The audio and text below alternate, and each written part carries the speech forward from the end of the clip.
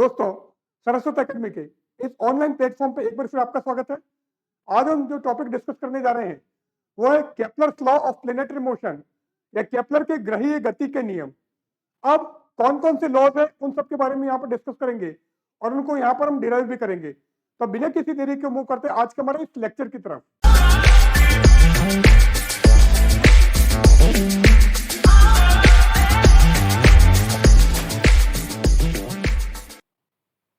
तो केपलर ने एक्चुअल में 3 लॉज दिए थे, 3 नियम दिए थे। Kepler first law, Kepler second law and Kepler third law. ये लॉज क्या है, इनकी डेफिनेशन क्या है, इनको पहले डिस्कस करते हैं। तो केपलर फर्स्ट लॉ, ये law of elliptical orbit. Kepler का प्रथम नियम, ये दीर्घवृत्तीय कक्षक का नियम। अब ये लॉ क्या बोलता है?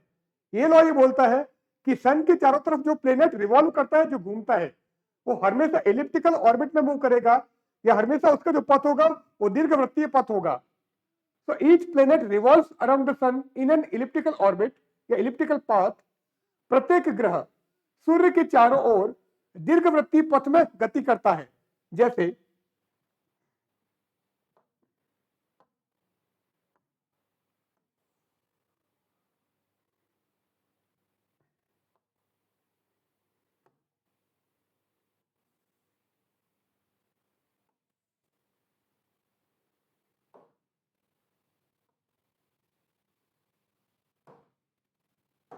अभी हमारा सन है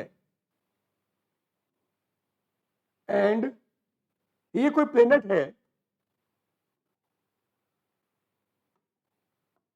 अब ये सन और ये हमारा प्लेनेट, तो सन के चारों तरफ प्लेनेट रिवॉल्व कर रहा है, ग्रह घूम रहा है और इसके जो पाथ है वो क्या है, वो इलिप्टिकल पाथ है, ये दीर्घवृत्तीय पथ है। So this is Kepler first law, ये लॉ ऑफ इलिप्टिकल पाथ।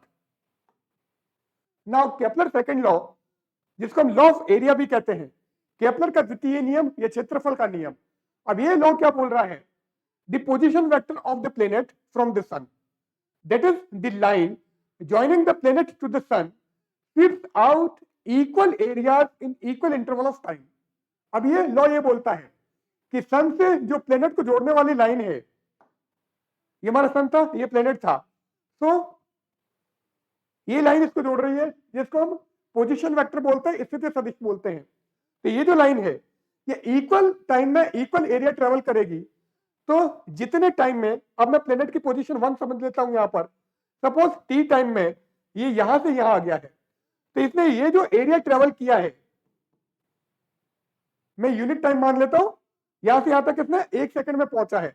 तो 1 सेकंड में जब ये प्लेनेट यहां से यहां गया, तो इसने जो एरिया ट्रेवल किया, जो क्षेत्रफल तय किया है, अगला 1 सेकंड अगर मैं लूं, सपोज ये यहां पर पहुंच गया, तो 1 सेकंड में जितना एरिया इसने इधर ट्रेवल किया था, उतना ही एरिया ये अगले 1 सेकंड में ट्रेवल करेगा।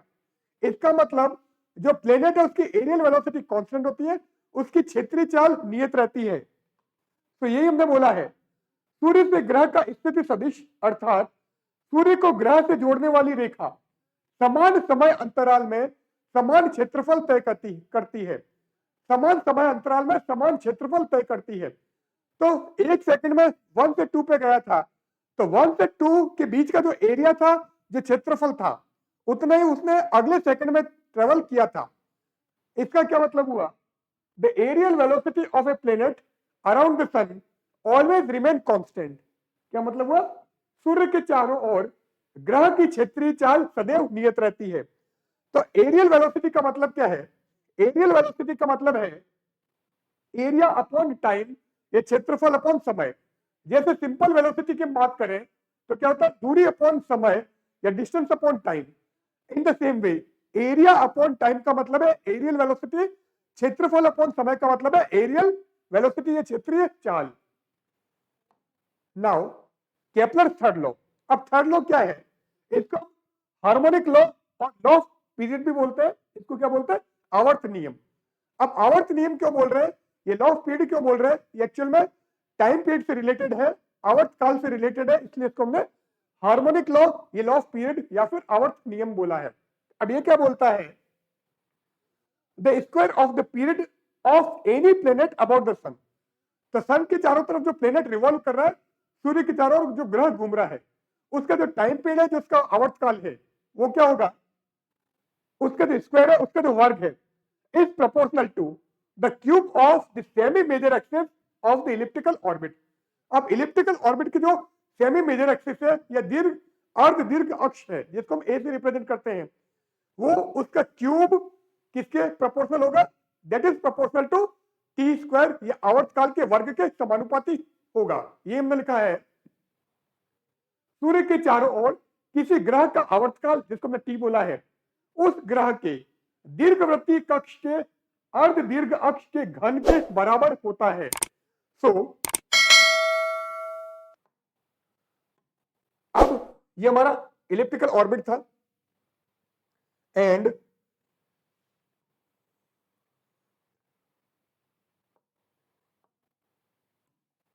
यहां पर हमारा सन है, ठीक है, सूर्य ये सन। अब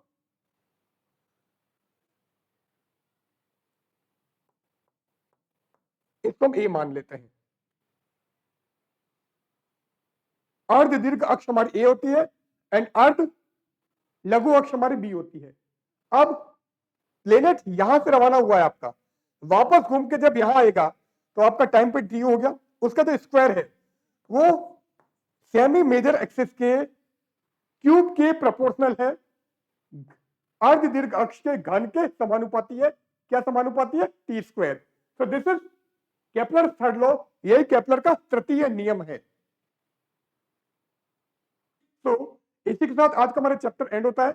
आज हमने केपलर्स लॉ के बारे में डिस्कस किया है, केपलर्स के तीनों लॉज हमने लिए हैं और उसका डेरिवेशन भी हमने किया है।